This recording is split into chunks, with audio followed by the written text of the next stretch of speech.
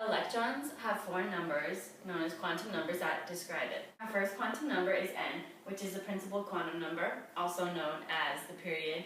And since we're not allowed to say period, we also call it the principal energy level. And when n increases, the radius size and the energy of the orbital also increase. And so, for example, sodium's principal energy level is 3 because it's in period 3. The second quantum number is L, which is known as the angular momentum quantum number, which is also the shape. So in the S block, S stands for sphere. In the D block, D stands for donut. In the P block, P stands for petal. And in the F block, F stands for flower. And those are the shapes that the orbitals make. And S represents 0, D represents 2, P represents 1, and F represents 3. And L can be anywhere from 0 to n minus 1, which is the principal energy level minus 1.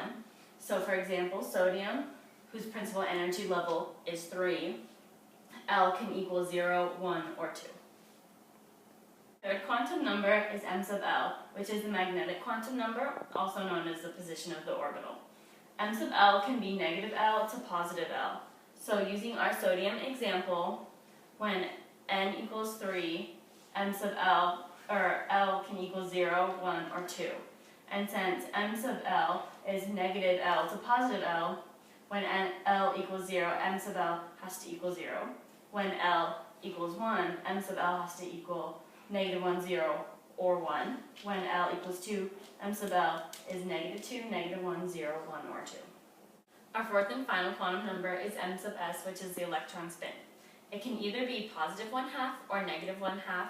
It doesn't matter the order as long as the second one is the opposite of the first one. So going back to our sodium example, m sub S is different in both of these, whereas the other numbers are the same, which means that they're different electrons in the same orbital.